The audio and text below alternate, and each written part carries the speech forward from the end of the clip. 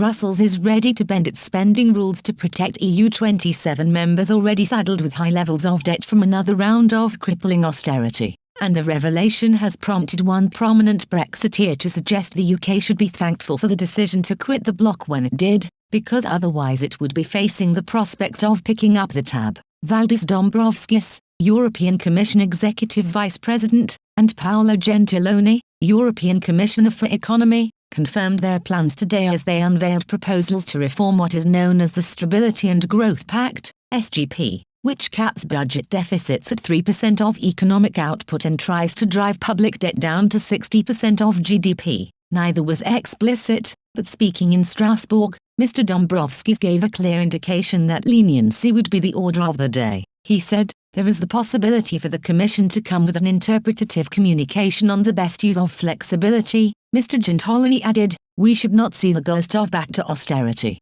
We all know that we have to keep a supportive fiscal stance. The news will be welcomed by Cyprus, Belgium, France, Greece, Italy, Portugal and Spain, all of whom are running national debts equal to at least 118% of their annual GDP. However, other member states, not least those in the so-called frugal four of Sweden, Denmark, the Netherlands and Austria, are concerned at the prospect of greenlighting high levels of public spending." Ben Habib, a former Brexit Party MEP, told Expressco UK, the Stability and Growth Pact, which legislates against EU member state debt levels exceeding 60% and deficits exceeding % per annum of GDP, was meant to underpin the euro. It is a blunt tool aimed at forcing countries into the euro straitjacket. But as we know from the 2008 credit crunch, it does not work, Mr. Habib explained, in extremis, such as that credit crunch or the more recent lockdown-induced recession. The poorer euro countries are caught between a rock and a hard place.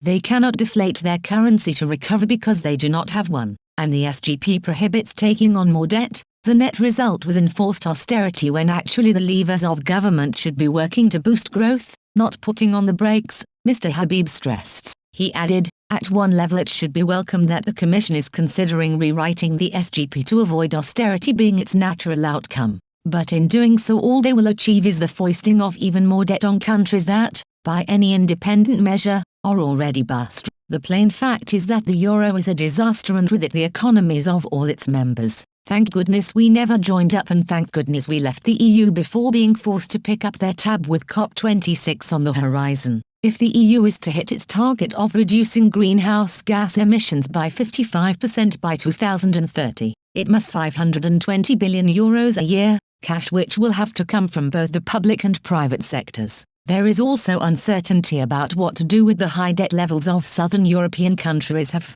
Currently, SGP rules would force them to drive their debt down to 60% within 20 years, a highly unlikely prospect. A Commission spokesman told Expressco UK, "The Commission welcomes ECA's clean opinion on the consolidated EU accounts. The Court has signed off on the EU accounts for the 14th year in a row. The Commission is taking all necessary actions to protect the EU budget and has zero tolerance for fraud. The Commission will follow up all errors found by the ECA and request additional financial corrections and work with OLAF whenever there is a suspected case of fraud. It will also work with the Member States' audit authorities to tackle the underlying reasons for these issues." The ECA estimates the level of error for expenditure at 2.7%. This is not a measure of fraud, inefficiency or wastes. It is an estimate of the money that might not have been used fully in accordance with EU rules. Such errors are often of an administrative nature, for example, when documents are missing or reimbursement is claimed for items which are not eligible for EU funding. They usually do not undermine the end result of a project. They can be, and often are, corrected. If member states or final beneficiaries are found to be spending the EU money incorrectly, the Commission may recover funds to protect the EU budget. As a result of this ability to correct and recover, the eventual risk to the EU budget is less than 1%, 0.9%, for 2020. What really counts for taxpayers is the risk that may still remain after corrections and recoveries have been made. The aim of the Commission is therefore to ensure that, once our program is closed, and all controls are carried out, the remaining level of error remains below 2%, the materiality threshold.